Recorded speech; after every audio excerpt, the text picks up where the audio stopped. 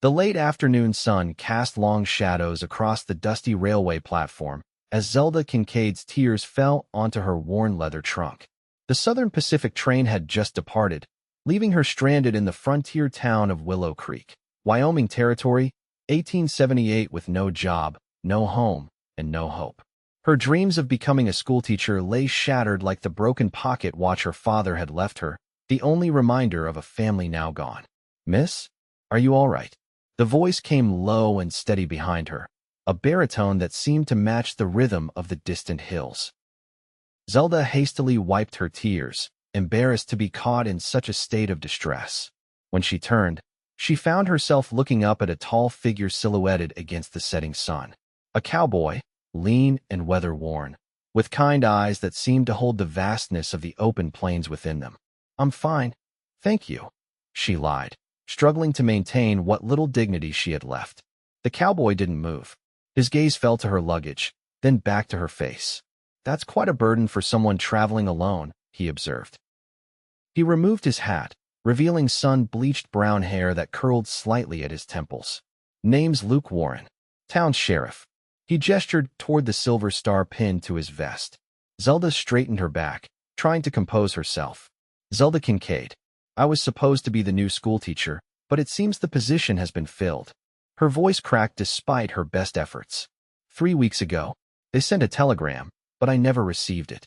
Luke Warren's expression softened. "I see."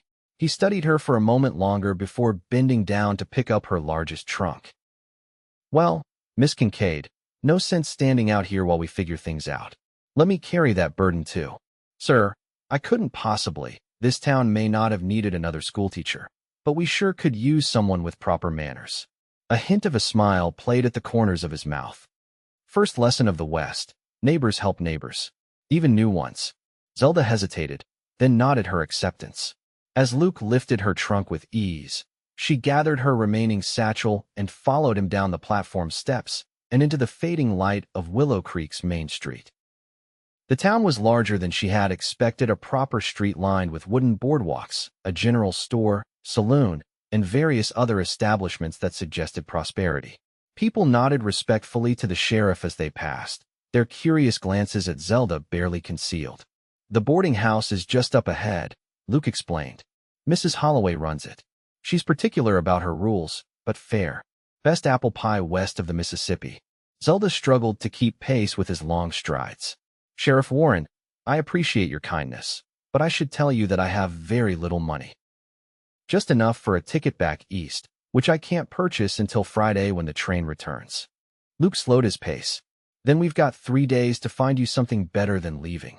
The Warren Ranch sprawled across 2,000 acres of Wyoming territory, nestled against the foothills of the Wind River Range. The main house, built of sturdy pine logs with a wide porch wrapping around 3 sides, stood as a testament to 20 years of hard work and determination.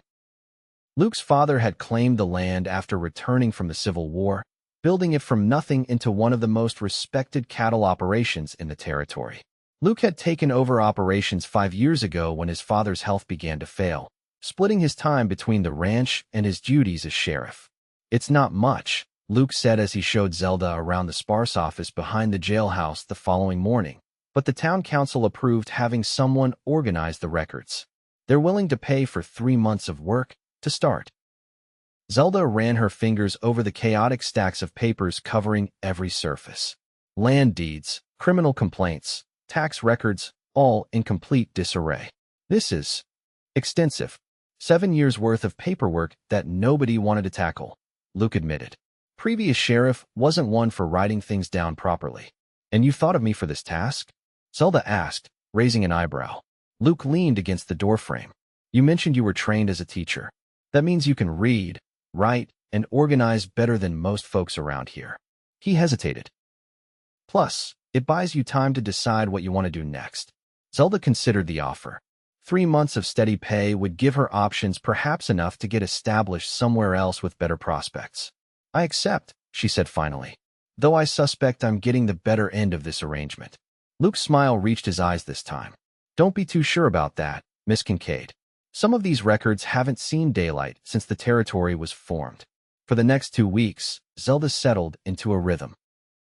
Mornings were spent at the small desk Luke had arranged for her in the corner of the sheriff's office, sorting through decades of neglected paperwork. Afternoons often found her at the general store helping Mrs. Peterson, the owner's wife, with inventory an additional position Luke had helped secure for her. The boarding house became a comfortable temporary home, and Mrs. Holloway, despite her initial frostiness, had warmed to Zelda after discovering her skill with needle and thread. The older woman's arthritis made fine sewing difficult, and Zelda's offer to mend a torn tablecloth had earned her a genuine smile and extra servings at dinner. "You're settling in nicely," Luke observed one afternoon as he returned from his rounds. He hung his hat on the rack by the door and poured himself a cup of coffee from the pot Zelda kept brewing. Zelda looked up from the land records she was organizing. "The people here have been kind. Different from back east." "How so?" Luke pulled up a chair, turning it backward and straddling it as he sipped his coffee. "There's an honesty here," Zelda explained. "In Boston, everything was about appearances. Here, people seem to care more about what you can do than who your family was." Luke nodded. "Out here, we judge folks by their actions. Has to be that way when your neighbor might be the only one around to help in an emergency. Like helping a crying stranger with her luggage?" Zelda asked with a small smile. Luke's ears reddened slightly. "Exactly like that." Their conversation was interrupted by the door swinging open. A young ranch hand, barely out of his teens, stood breathless in the doorway. "Sheriff, there's trouble at the Rusty Nail. Marshall's threatening to shoot Thomas over some card game accusation." Luke was on his feet instantly.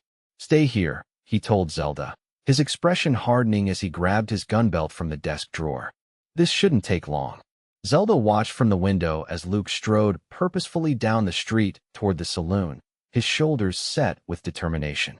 She realized with a start that she was holding her breath, worried for his safety. The confrontation lasted less than 15 minutes. Luke emerged from the saloon with a red-faced man in handcuffs, directing him toward the jailhouse. The crowd that had gathered began to disperse, and Zelda returned to her work, oddly relieved. When Luke returned, he seemed unfazed by the incident.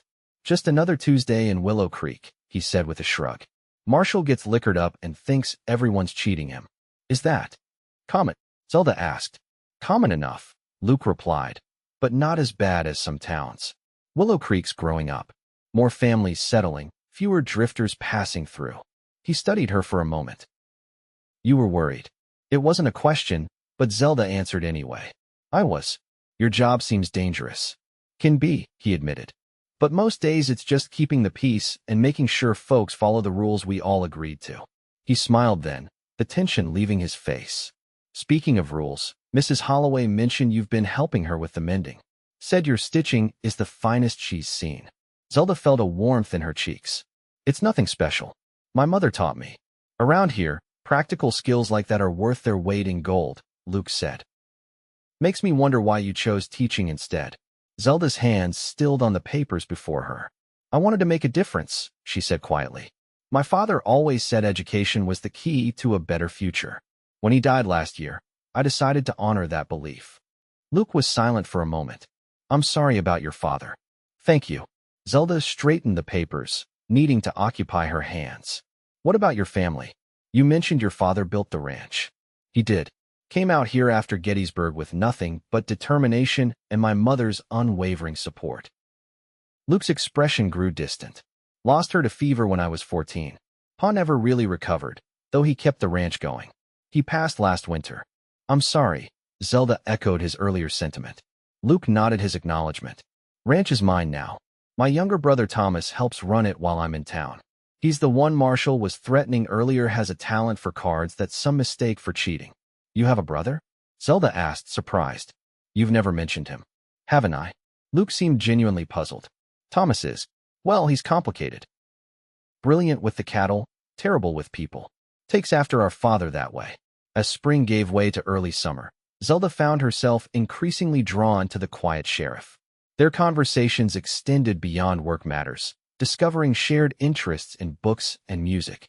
Luke had a surprising knowledge of literature for a frontier lawman, explaining that his mother had been a schoolteacher herself before marrying his father. She brought her entire library west, he told Zelda one evening as they walked back to the boarding house after a town meeting. Pa built her shelves along every wall of their bedroom. Said it was cheaper than jewelry to keep her happy. She sounds wonderful, Zelda said, imagining the scene. She was. Luke hesitated before adding, you remind me of her sometimes. The way you don't back down when you believe in something. Zelda felt a flutter in her chest at the comparison. Is that why you defended my suggestion about the school expansion at the meeting? I defended it because it was a good idea, Luke replied. This town's growing. We need to think ahead. They walked in comfortable silence until they reached Mrs. Holloway's gate. Luke paused, seeming to wrestle with something. There's a social at the church this Saturday, he said finally. Nothing fancy, just folks getting together for music and food. I thought, maybe you'd like to attend. With me.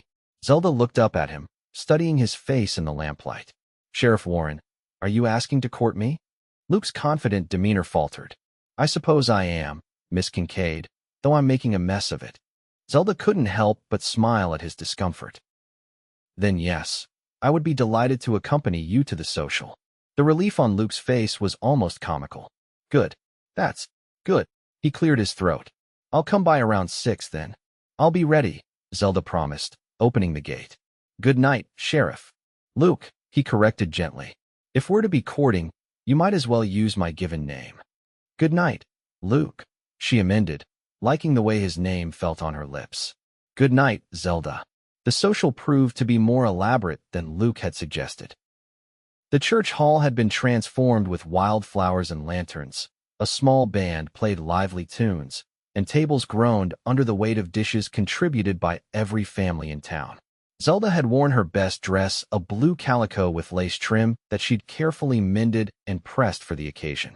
The appreciative look in Luke's eyes when he collected her from the boarding house told her the effort had been worthwhile. You look beautiful, he said simply, offering his arm. Zelda took it, noticing that he'd polished his boots and wore a clean shirt with no sign of the usual trail dust. You clean up rather well yourself, Sheriff. The evening passed in a whirl of introductions, dancing, and more genuine laughter than Zelda could remember experiencing in years. Luke proved to be an excellent dancer, guiding her confidently through reels and waltzes alike. Where did you learn to dance? She asked during a momentary pause while the musicians refreshed themselves. My mother insisted, Luke explained. Said no son of hers would stomp around a dance floor like a wounded buffalo. Thomas never took to it, but I enjoyed the lessons. And does Thomas dance now? Zelda asked, curious about the brother she had yet to meet. Luke's expression clouded briefly. Thomas rarely comes to town events. He prefers the ranch and the open country.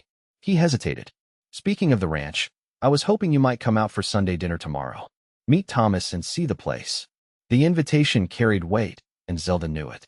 A home visit was a significant step in any courtship. I'd like that very much, she replied. The music started again, and conversation gave way to the pleasure of moving together in perfect harmony, each increasingly aware of the other's presence. The Warren Ranch was even more impressive up close. The main house sat on a gentle rise overlooking lush pastureland that stretched to distant mountains. Cottonwood trees provided shade around the house, and a small creek wound its way across the property. Luke drove the buggy himself, pointing out features of the land as they approached. Creek never runs dry, even in August. Pa chose this spot because of the year-round water. Makes all the difference for the cattle. As they pulled up to the house, a tall figure emerged onto the porch. Thomas Warren resembled his brother in height and coloring, but where Luke's features were open and expressive, Thomas's seemed perpetually guarded. You must be Miss Kincaid, Thomas said as Luke helped her down from the buggy. Luke's mentioned you. Frequently. There was something in his tone that suggested a mixture of curiosity and suspicion. It's a pleasure to meet you, Mr. Warren, Zelda replied, extending her hand. Your brother speaks highly of you. Thomas accepted her handshake briefly. Does he? That's generous of him. He turned to Luke. Rosa's got dinner almost ready. She's been cooking since dawn, so you'd best appreciate it. Rosa is our housekeeper, Luke explained to Zelda as they followed Thomas inside. Been with the family since before I was born. Makes the best biscuits in the territory. The interior of the ranch house was a surprise. Zelda had expected a utilitarian bachelor residence, but instead found a well-appointed home with comfortable furniture, colorful woven rugs, and the promised bookshelves filled with volumes of all sizes. Mother's influence, Luke said, noticing her interest in the decor. Pa kept everything just as she liked it. Dinner was a somewhat strained affair. Thomas answered questions politely but volunteered little, while Luke tried to maintain a flow of conversation. Rosa, a plump Mexican woman with shrewd eyes and a quick smile, seemed to approve of Zelda, bringing her extra helpings and nodding approvingly when she complimented the food. After the meal, Luke suggested showing Zelda the rest of the property. Thomas excused himself, claiming paperwork needed attention, leaving the couple to explore alone. "Your brother doesn't seem to like me much," Zelda observed as they walked toward the stables. Luke sighed. "It's not you. Thomas is protective of the ranch, of our family legacy. He worries about change. And I represent change? In a way." Luke paused, choosing his words carefully. "Thomas has sacrificed a lot for this place. Never married, rarely leaves the property. I think he resents that I have the freedom to be sheriff and court a beautiful woman, while he manages the day-to-day operations." Zelda absorbed this information. "You feel guilty about that?" "Sometimes," Luke admitted. "But we each made our choices. I love this land too, but I needed something more." Pa understood that, even if Thomas never has. They reached the corral, where several horses watched them curiously. Luke whistled, and a handsome chestnut gelding trotted over. "This is Copper," Luke said, stroking the horse's nose. "Been my partner for 7 years now." Zelda reached out tentatively, and the horse nuzzled her palm. "He's beautiful. Do you ride?" Luke asked. "Not since I was a girl," Zelda admitted. "My grandmother had a small farm outside Boston. She taught me the basics, but it's been years." Luke's face brightened. "Then we'll have to remedy that. Can't live out west without knowing how to ride properly." He glanced at her sidelong. "That is, if you're planning to stay." The question hung between them, unspoken but clear. Her 3-month position was nearly half complete. "I haven't decided," Zelda said carefully. "There are considerations." Luke nodded, not pressing the issue. "Well, whenever you're ready to learn. Copper has a gentle mare stablemate who would suit you perfectly." As they walked back toward the house, Luke stopped suddenly. "There's something I want to show you." He led her to a small rise beyond the vegetable garden, where a magnificent oak tree spread its branches. "My father planted this the day they arrived," Luke explained. "Mother said it was an act of faith planting a tree that would outlive them both." He looked up at the sturdy branches. "I used to climb it as a boy, dreaming of all the places I might go." "And did you go to those places?" Zelda asked. Luke shook his head. "Never got further than Denver. Found I preferred having roots." He turned to face her fully. "That's what this land gives you: roots, foundation, purpose. It can be hard, but it's real." Zelda understood then what he wasn't saying, that whatever grew between them would be tied to this place. These roots he valued so deeply. "It's beautiful," she said honestly. "All of it." Luke's smile was warm as he offered his arm for the walk back. "I'm glad you think so." Summer arrived in earnest, bringing long, hot days and brief, violent thunderstorms that turned Willow Creek's dusty streets to mud within minutes. Zelda's work organizing the town records continued, though the end of her contracted period loomed ever closer. Her relationship with Luke had deepened, their courtship progressing with a steady certainty that both exhilarated and frightened her. They attended church together on Sundays, shared meals several times a week, and had begun riding lessons that gave them precious hours of privacy away from the curious eyes of the townspeople. "You're a natural," Luke called as Zelda guided the gentle mare, named Daisy, around the corral. "Keep your heels down. That's it." Zelda laughed, feeling the thrill of movement and control. "I think Daisy deserves most of the credit. She's very patient with me." After the lesson, they sat together on the porch of the ranch house, watching a spectacular sunset paint the mountains in shades of gold and purple. "I've been thinking," Luke said, breaking a comfortable silence. "Your position with the town ends next month." Zelda nodded, her stomach tightening. She'd been avoiding thinking about it. "Yes. The school board met yesterday," Luke continued. "Miss Abernathy, the teacher who took the position you were meant to have, is getting married. Moving to Denver with her husband in August." Zelda turned to look at him. "Are you saying The position will be open again, Luke confirmed. They'd like to offer it to you for the fall term. Hope flared in Zelda's chest, quickly tempered by caution. That's wonderful news. But it would mean staying here permanently. Luke took her hand gently. Is that something you might consider? Zelda looked out at the land stretching before them, thinking of the past months, the friendships she'd formed, the community that had welcomed her, the man beside her who had come to mean so much. I think I could be very happy here, she said quietly. Luke's grip on her hand tightened slightly. I've been wanting to ask you something important, but I was waiting for the right moment. He shifted to face her more directly. I don't have fancy words or poetry, Zelda, but I know what I feel for you is real and lasting. Zelda's heart pounded as she realized what was coming. I love you, Luke said simply, and I'd be honored if you'd consider becoming my wife. Though she had sensed the direction of his thoughts, hearing the words aloud still took her breath away. Luke, a shout from the direction of the bunkhouse interrupted her response. Thomas was running toward them, his usual composure shattered. Luke, riders coming in fast, it's the Blackwell gang. Luke was on his feet instantly, his expression transforming from tender to alert in a heartbeat. How many? 5, maybe 6, Thomas replied, already heading for the rifle rack near the door. Saw them from the north ridge. Luke turned to Zelda, conflict clear in his eyes. I need to go, she urged him, understanding immediately. Do what you must. The next hour passed in tense preparation. The Blackwell gang was notorious throughout the territory, rustlers and thieves who had graduated to more violent crimes in recent years. Their leader, Victor Blackwell, had a personal vendetta against the previous sheriff, who had killed his brother during an attempted bank robbery. Zelda found herself helping Rosa secure the house, closing shutters, and moving valuables to less visible locations. They come before, 2 years ago, Rosa explained as they worked. Take 20 head of cattle. Sheriff Luke, he tracked them, bring back the cattle. Victor Blackwell, he never forgets such things. Luke and Thomas positioned themselves strategically, with ranch hands taking defensive positions around the property. Zelda was instructed to remain in the house with Rosa, but she stood watching anxiously from a window as dust on the horizon signaled the approaching riders. The confrontation that followed happened with surprising swiftness. The Blackwell gang approached boldly, obviously expecting to catch the ranch unprepared. Instead, they found themselves facing Luke, Thomas, and 4 determined ranch hands, all well armed and protected by strategic positions. Luke's voice carried clearly across the yard. That's far enough, Blackwell. The leader, a scar-faced man with a cruel smile, reined his horse to a stop.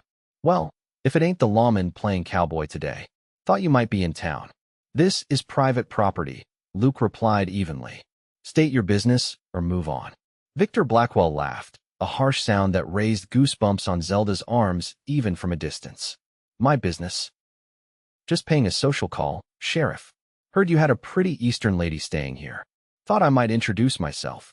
Zelda felt a chill at the words. How did he know she was here? Luke's response was measured but laced with steel. You're not welcome here, Blackwell. I won't ask again. Turn around and ride out. For a tense moment, Zelda thought violence was inevitable. The gang members shifted in their saddles, hands hovering near weapons. Then, surprisingly, Blackwell raised his hands in a mocking gesture of surrender. No need to get riled up, Sheriff. We're just passing through.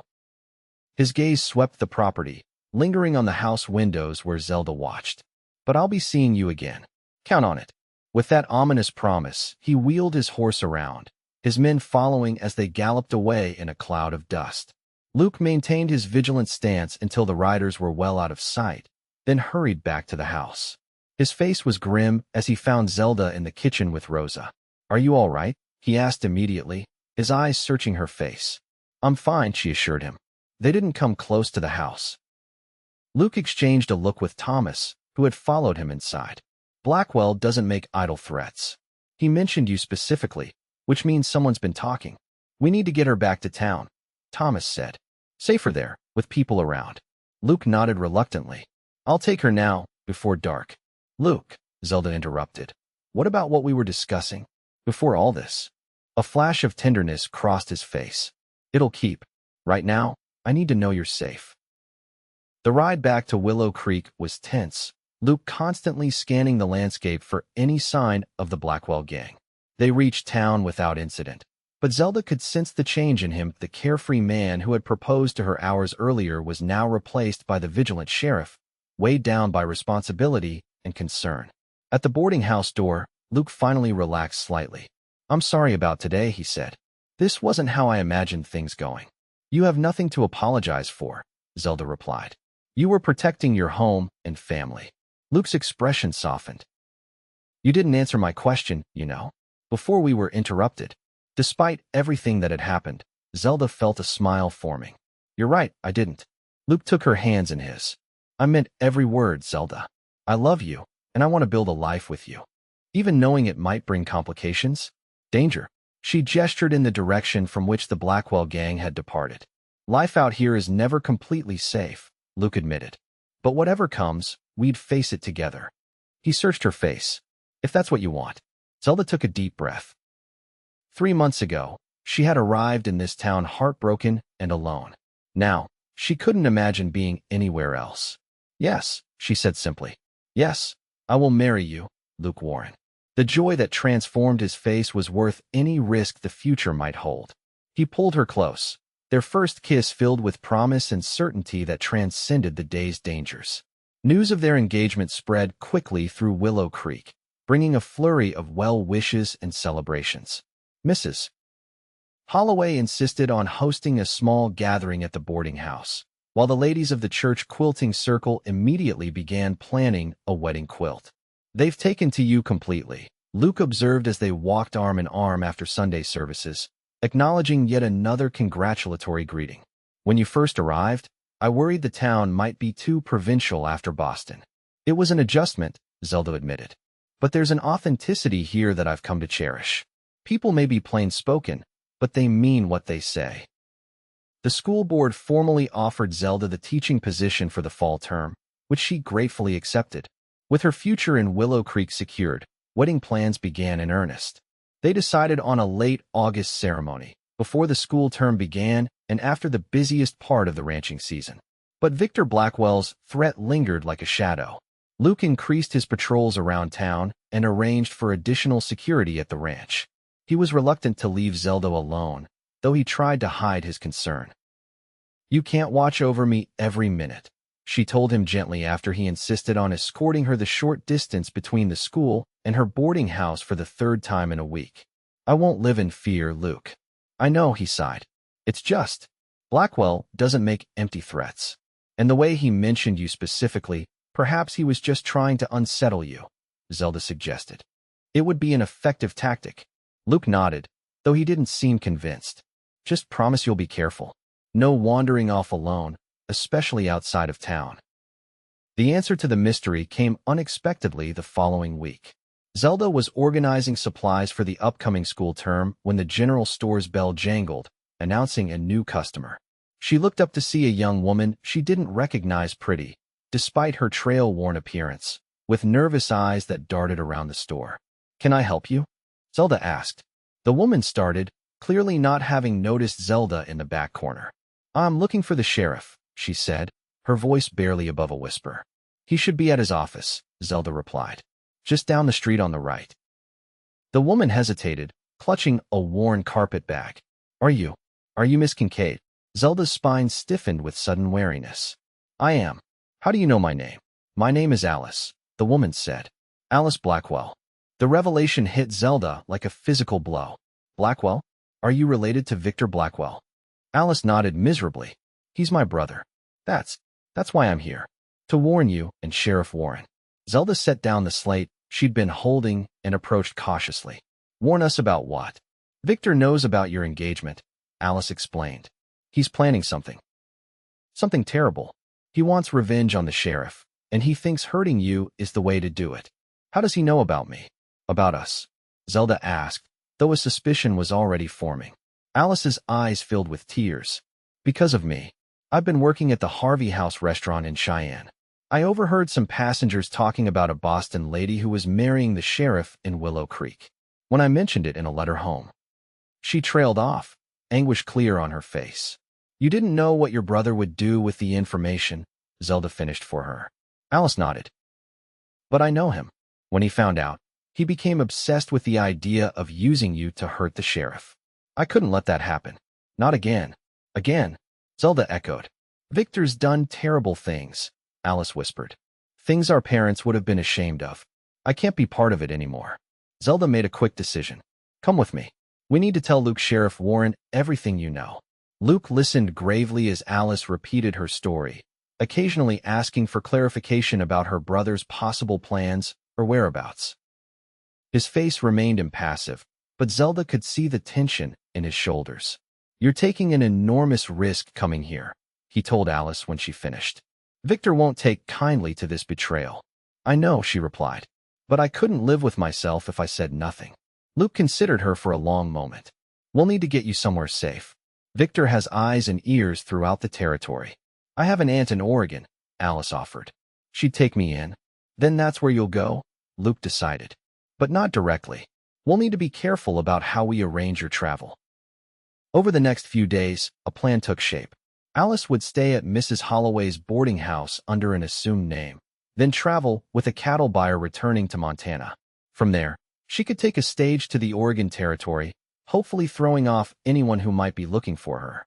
Meanwhile, Luke coordinated with neighboring counties to increase vigilance for the Blackwell gang. Wanted posters with updated descriptions were distributed, and Luke sent telegrams to known associates of the gang, letting it be known that any information leading to Blackwell's arrest would be generously rewarded. You're trying to draw him out, Zelda observed as Luke explained these measures to her. Better that than waiting for him to make the first move, Luke replied. I won't let him threaten our future, Zelda. The strategy paid off sooner than expected. A week after Alice's arrival, a telegram arrived from the sheriff in Laramie. One of Blackwell's men had been arrested for drunk and disorderly conduct and, hoping for leniency, had revealed that the gang was planning to hit the bank in Willow Creek the following week. It's too convenient, Thomas argued when Luke shared the news at an emergency meeting at the ranch. Could be a trap. Maybe, Luke conceded. But we can't ignore it either. If they're really planning to rob the bank, it puts the whole town at risk. And if it's a diversion? Thomas pressed. What if they're really targeting the ranch while you're occupied in town? Luke ran a hand through his hair, frustration evident. Then we prepare for both possibilities. The plan they developed was comprehensive. Extra guards would be posted at the ranch, while Luke and a group of deputized townsmen would prepare a reception for the would-be bank robbers. Alice would be moved to the ranch temporarily, where she would be safer than in town if shooting started. The night before the anticipated robbery attempt, Zelda found herself unable to sleep. The thought of Luke facing his adversaries in potential violence filled her with dread. Finally giving up on rest, she wrapped a shawl around her shoulders and made her way downstairs to the boarding house's small parlor. To her surprise, Alice was already there, staring out the window at the quiet street. You're worried too, Zelda observed, joining her at the window. Alice nodded. Victor won't give up easily. He never has. She turned to Zelda with troubled eyes. I'm sorry I brought this trouble to your door. You didn't, Zelda assured her. You tried to prevent it. There's a world of difference. They sat in companionable silence for a while, two women connected by circumstances neither could have predicted. Do you love him? Alice asked suddenly. Sheriff Warren? Zelda smiled despite her anxiety. Very much. I'm glad, Alice said softly. I've never been in love. Always wondered what it felt like. It feels like finding a home you didn't know you were searching for, Zelda replied after a thoughtful pause. Like being truly seen for the first time. Alice's wistful smile suggested she understood the value of such a gift. Then it's worth protecting. Dawn came too quickly. Luke arrived at the boarding house early, dressed for his official duties with his sheriff's badge prominently displayed. His expression was serious but calm as he explained the day's arrangements to Zelda and Alice. Thomas will come for you within the hour, he told Alice. He'll take you to the ranch where you'll stay until this is over. And Zelda? Alice asked. I'll be at the school, Zelda answered before Luke could respond. It's the furthest building from the bank, and several of the town's women and children will be gathering there as a precaution. Luke looked like he wanted to argue, but nodded instead. Mrs. Peterson has agreed to stay with you. Her husband was a soldier. She knows how to handle a rifle if needed. It won't come to that, Zelda said with more confidence than she felt. Luke took her hands in his. No, it won't. But I need to know you're as safe as possible. He hesitated. When this is over, Zelda, I want us to get married right away. No more waiting. Zelda's heart skipped. What about the church wedding everyone's planning? The quilt isn't finished, and we can have a celebration later, Luke interrupted. But I don't want to waste another day not being your husband. His eyes searched hers. Unless you're having second thoughts? Never, Zelda assured him, squeezing his hands. As soon as this is over, we'll be married. Luke's relief was palpable. He kissed her then, a desperate, promising kiss that conveyed everything words could not. The hours that followed were among the longest of Zelda's life.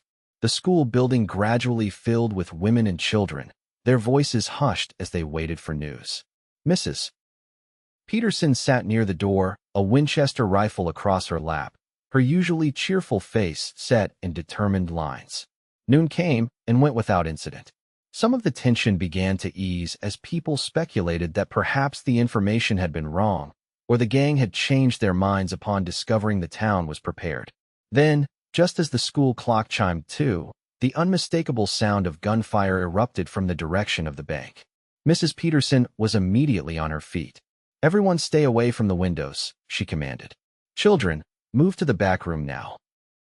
Zelda helped herd the frightened children into the classroom's storage area, trying to project a calm she didn't feel. More shots rang out, followed by shouting that was too distant to make out clearly. Luke is prepared for this, she reminded herself silently. He knows what he's doing. After what seemed an eternity, but was probably less than 15 minutes, the gunfire ceased. An unnatural silence fell over the town, broken only by the nervous whispers of the women and children huddled in the school. Then came the sound of horses, multiple riders moving at speed. Zelda's heart sank as she realized they were coming toward the school, not away from town. Mrs. Peterson positioned herself at the window, rifle ready. Something's wrong, she muttered. They should be heading out of town. Not, she broke off, eyes widening. It's Victor Blackwell, and he's got the sheriff. Zelda rushed to the window despite Mrs. Peterson's attempt to block her. What she saw made her blood run cold. Four riders approached the school, one of them supporting an obviously injured Luke. Blood stained his shirt, and his face was contorted with pain. Victor Blackwell, instantly recognizable from the wanted posters, rode slightly ahead. He reined his horse to a stop in front of the school and called out in a voice designed to carry, "Miss Kincaid, I know you're in there. Come out, or the sheriff dies where he sits." Mrs. Peterson grabbed Zelda's arm. "Don't you dare," she hissed. "It's a trick. He's hurt," Zelda whispered, unable to tear her eyes from Luke's slumped form. "I can't just, if you go out there, you give Blackwell exactly what he wants," Mrs. Peterson insisted. "A hostage he can use against the whole town." Zelda knew she was right, but seeing Luke in such distress was unbearable. "There must be something we can do." Mrs. Peterson's expression hardened. "Where's Thomas?" "He was supposed to take Alice to the ranch." "They left hours ago," Zelda replied, not understanding the relevance. "Then where are they now?" Mrs. Peterson demanded. "Thomas knows these parts better than anyone. If the plan went wrong, he'd come back to help." Hope flared in Zelda's chest. "You think he might be nearby?" "I'd bet my last dollar on it," Mrs. Peterson affirmed. "We just need to buy some time." Outside, Blackwell was growing impatient. "Last chance, Miss Kincaid, or I put a bullet in your intended right here." Taking a deep breath, Zelda moved toward the door. "I'll talk to him. Distract him." "Zelda, no." Mrs. Peterson tried to block her path. "I won't go outside," Zelda promised. "Just talk through the door. Keep him occupied." Before Mrs. Peterson could object further, Zelda approached the school's heavy oak door. "Mr. Blackwell," she called, pitching her voice to Carrie. "I'll come out if you release the sheriff first." Blackwell laughed the same cruel laugh she had heard at the ranch. "That's not how this works, Miss Kincaid. You come out now or he dies. Simple choice. If you kill him, you'll have every lawman in the territory hunting you," Zelda countered, playing for time. "Is that what you want?" "They're already hunting me," Blackwell retorted. "But with you and the sheriff as my guests, I'll have safe passage wherever I choose to go." Zelda's mind raced. She needed to keep him talking, give Thomas, if he was indeed nearby, time to act. "Your sister wouldn't want this, Mr. Blackwell." A momentary silence followed her words. Then, "My sister? What do you know about my sister?" I know she believes you're better than this, Zelda improvised. That your parents would be ashamed of what you've become. The rage in Blackwell's voice was immediate and dangerous. You don't speak of my family. You know nothing. I know Alice ran away because she couldn't bear to watch what you've become, Zelda pressed on, hoping to keep his attention fixed on her and away from their surroundings. She remembers the brother who protected her, not this. Criminal. Shut your mouth. Blackwell shouted. Alice is confused. She doesn't understand what I'm doing, what I have to do. Victor. The new voice came from behind the riders, a woman's voice, clear and steady. Zelda risked a glance through the window and saw Alice standing in the street, Thomas Warren a few paces behind her with a rifle trained on the gang. Alice. Blackwell's shock was evident even from a distance. What are you doing here? Stopping you before you destroy yourself completely. Alice replied, taking a step closer. Let the sheriff go, Victor. Please. For a moment, no one moved. Then one of Blackwell's men made a fatal error. He reached for his gun. Thomas fired instantly, his shot striking true. In the chaos that followed, the remaining gang members scattered, leaving Blackwell alone with the wounded Luke. It's over, Victor, Alice said, continuing to approach slowly. Please don't make this worse. Something in her brother's face changed a flicker of the man he might once have been. He lowered his weapon slightly. You betrayed me, Alice. Your own blood. I'm trying to save you, she corrected gently. There's still a chance for mercy if you surrender now. The standoff lasted only seconds more before Blackwell made his decision. With a roar of frustration, he raised his gun again, not toward Alice, but toward Luke. Thomas fired before he could pull the trigger. Victor Blackwell toppled from his horse, dead before he hit the ground. The aftermath unfolded in a blur of activity. Luke was carried to Dr. Wilson's office, where the bullet was removed from his shoulder. The wound, while painful, was not life-threatening, a fact that Zelda clung to during the anxious hours of his treatment. Thomas and a group of townsmen pursued the fleeing gang members, returning by nightfall with all three in custody. Alice, pale but composed, identified each man and provided details of their crimes that would ensure justice was served. You were incredibly brave, Zelda told her as they sat together in the doctor's waiting room. Confronting your brother like that. Alice shook her head sadly. I keep thinking I could have done more. Earlier. Before he became what he became. We can't save people from their own choices, Zelda said gently. Only offer them better ones when we can. Dr. Wilson emerged from the examination room, wiping his hands on a towel. He'll be just fine, he announced before Zelda could ask. The bullet missed anything vital. He's stubborn enough to be asking about getting back to work already. Can I see him? Zelda asked, already rising from her chair. The doctor nodded. He's been asking for you. Just keep it brief, he needs rest. Luke was propped up on the examination table, his left shoulder heavily bandaged. His face was pale, but his eyes brightened when Zelda entered. There's my brave schoolteacher, he said, reaching for her hand with his uninjured arm. Zelda took it, careful not to jostle him. You're calling me brave? You're the one who got shot. An occupational hazard, Luke replied with a weak smile. But I hear you stood up to Blackwell. That takes a different kind of courage. I was terrified, Zelda admitted. When I saw you wounded. Luke squeezed her hand. I'm not that easy to get rid of. His expression grew serious. I meant what I said this morning, Zelda. I don't want to wait any longer. As soon as I'm on my feet, yes, Zelda interrupted, tears threatening. As soon as you're well enough to stand beside me at the altar, we'll be married. Luke's smile was worth every moment of fear she had endured. I'll hold you to that promise, Miss Kincaid. True to his word, Luke recovered with remarkable speed.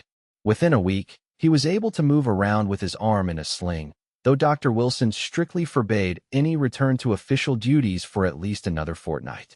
The town, meanwhile, rallied around their wounded sheriff and his bride-to-be. The news that they intended to marry quickly sparked a flurry of activity as the planned August wedding was hastily rescheduled for the following Sunday. It won't be the grand affair we'd planned, Mrs. Peterson warned Zelda as they discussed arrangements. No time for ordering special things from the catalogs or preparing all the traditional dishes. I don't need grand, Zelda assured her. I just need Luke. The sentiment was met with approving nods from the women gathered in Mrs. Holloway's parlor. They had all experienced enough frontier hardship to understand that what mattered most was not the trappings of celebration, but the substance of the commitment being made. Alice, who had decided to remain in Willow Creek at least until after the wedding, offered her assistance with preparations. "I'm handy with a needle," she said shyly, "if you need help with your dress." Zelda accepted gratefully. The one regret she had about the accelerated timeline was that she wouldn't have time to create the wedding dress she had envisioned. Her best blue dress would have to suffice. But Alice proved to be more than merely handy. With a needle, she was exceptionally skilled. With materials purchased from the general store and working late into each night, she transformed Zelda's simple dress with delicate embroidery and carefully placed lace from one of Mrs. Holloway's treasured tablecloths. "It's beautiful," Zelda breathed when Alice showed her the finished garment 3 days before the wedding. "I can't believe you did all this in such a short time." Alice blushed at the praise. "It gave me something to focus on. Something good, after everything that happened." Her eyes clouded briefly. "Victor's funeral was yesterday, in Cheyenne. I couldn't bring myself to go." Zelda placed a comforting hand on the young woman's shoulder. "No one would expect you to." "I keep wondering if there was a moment some point where I could have changed his path," Alice confessed. "If I'd said something different, or done something more." "We all have those thoughts about the people we lose," Zelda said gently. "But in the end, Victor made his own choices. Just as you made yours, brave choices that saved lives." Alice managed a small smile. "Thank you for saying that." She straightened, visibly pulling herself back from darker thoughts. "Now, you should try this on one more time so I can check the fit." The Sunday of the wedding dawned clear and unusually mild for July. The church was filled beyond capacity, with many townspeople standing in the back or listening from open windows. The ladies of the quilting circle had managed to complete their wedding gift after all, working in round-the-clock shifts to finish the intricate pattern of interlocking rings. Luke stood at the altar, his injured arm still in a sling, but otherwise looking remarkably recovered. Thomas stood beside him as best man, his usually stern expression softened for the occasion. As the church piano began to play, Zelda took a deep breath and stepped into the aisle, clutching a bouquet of wildflowers gathered that morning. The faces that turned to watch her were those of friends and neighbors who had, in just a few short months, become as dear to her as family. But her eyes were fixed on Luke, whose gaze never left her face as she walked toward him. The love and certainty she saw there banished any lingering doubts about the path her life had taken. "Dearly beloved," the minister began as Zelda took her place beside Luke, "we are gathered here today." The ceremony itself was brief but deeply meaningful. They exchanged traditional vows, Luke's voice steady and sure, Zelda's occasionally wavering with emotion.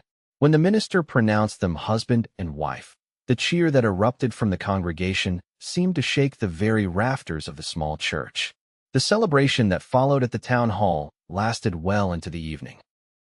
There was dancing despite Luke's injury, feasting from tables laden with contributions from every household in Willow Creek, and so much genuine goodwill that Zelda felt almost overwhelmed by it. "Happy, Mrs. Warren?" Luke asked as they shared a quiet moment on the hall's small porch, watching the sunset paint the sky in colors that rivaled any Boston artist's palette. "Completely," Zelda replied, leaning against his good shoulder. "Though I'm still getting used to the name." Luke chuckled. "You have time. A lifetime." Zelda turned to face him fully. "A lifetime in Willow Creek. Teaching children, helping run the ranch, being your wife. It's so different from anything I imagined when I first arrived." "Having regrets?" Luke asked, though his smile suggested he already knew the answer. "Not one," Zelda assured him. "That day at the station, when you found me crying beside my luggage and offered to carry my burden. I had no idea you'd end up carrying my heart as well." Luke's kiss was tender, a promise of all the years to come. "The best decision I ever made," he whispered against her lips, "was helping a crying stranger with her luggage." 5 years later, Zelda stood on the porch of the Warren Ranch, watching as Luke taught their 4-year-old son William to ride his first pony. Thomas hovered nearby, his natural caution with children evident even with his beloved nephew. "Not too fast, Luke," Thomas called as the pony trotted in a small circle. "He's still learning his balance." "He's doing fine," Luke replied, though he kept a firm hand on the lead rope. "Aren't you, Will?" A natural Warren horseman. William's delighted giggle was answer enough. His dark hair and blue eyes marked him unmistakably as Luke's son, though his serious expression, when concentrating, was pure Zelda. "Mama, watch me," William called, waving with one hand while clutching the saddle horn with the other. "I see you, darling," Zelda called back. "You're doing wonderfully." Her hand instinctively moved to her rounded belly, where their second child had just made its presence known with a firm kick. Dr. Wilson had suggested another boy, based on how she was carrying, but Zelda privately thought a daughter would be a perfect addition to their family. Alice Warren, no longer Blackwell since her marriage to Thomas 2 years earlier, emerged from the house to join Zelda on the porch. Her transformation from the frightened young woman who had arrived in Willow Creek to save them was remarkable. As Thomas's wife and partner in running the ranch's business affairs, she had found purpose and happiness that once seemed impossible. "He's getting so big," Alice observed, watching her nephew with obvious affection. "And fearless, just like his father." "Hopefully with a bit more caution," Zelda replied dryly. Luke's last minor injury kept him in bed for a week. Alice laughed.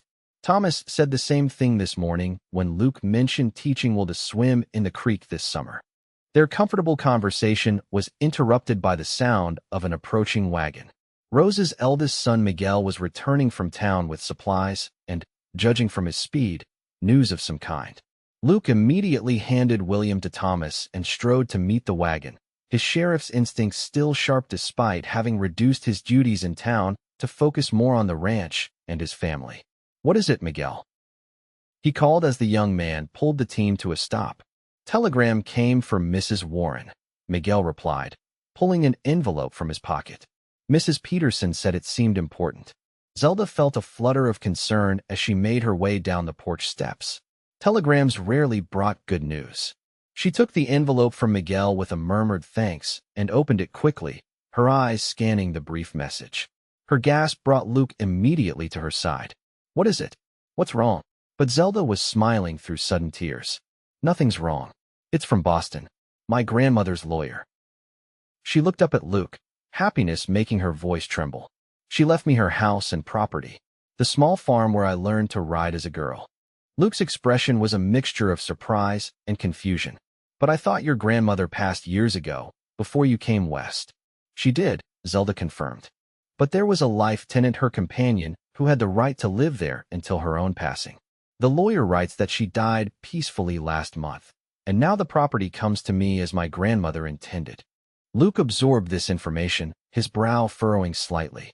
"Do you want to go back to Boston?" The question held no accusation, only a sincere desire to understand what she wanted. It was this quality, this absolute support of her choices, that had cemented Zelda's love for him over their years together. "No," she said firmly. "My home is here, with you and William and our growing family." She placed his hand on her belly, where their unborn child obligingly kicked again.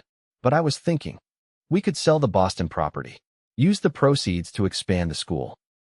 The school had flourished under Zelda's guidance, growing from a one-room education for a handful of children to a proper academy that served Willow Creek and surrounding ranches. They had been discussing the need for expansion for months, but funding had been the primary obstacle. Luke's face relaxed into a proud smile. "You never stop thinking of others, do you?" "I learned from the best," Zelda replied, standing on tiptoe to kiss him lightly. "A certain sheriff who once helped a crying stranger with her luggage." That evening, with William tucked into bed and the ranch settling into its nighttime rhythms, Luke and Zelda sat together on the porch swing that had been his wedding gift to her. The summer air was filled with the scent of wildflowers and the distant lowing of cattle. "I've been thinking," Luke said, his arm around her shoulders, "about what you said earlier, using your inheritance for the school." "Just an idea," Zelda replied. "We don't have to decide anything right away." Luke nodded. "But it's a good idea. The right one, I think." He gazed out at the land that had been in his family for 2 generations now. "This place gave me roots, but you gave me wings, Zelda. Showed me how to look beyond what's always been toward what could be." Zelda leaned her head against his shoulder, content in a way she could never have imagined that tearful day at the Willow Creek station. "We gave each other exactly what we needed," she said softly. "You helped me carry my burdens, and I help you dream bigger dreams. As the first stars appeared in the deepening blue of the Wyoming sky, Zelda Warren thought of all the twists and turns that had led her to this moment: the missed telegram, the filled teaching position, the tears beside her luggage that had caught the attention of a kind-hearted sheriff. No regrets? Luke asked, as he often did at quiet moments. Zelda smiled, feeling the perfect completeness of her life on this wild, beautiful frontier. Not one, she assured him. Not a single one.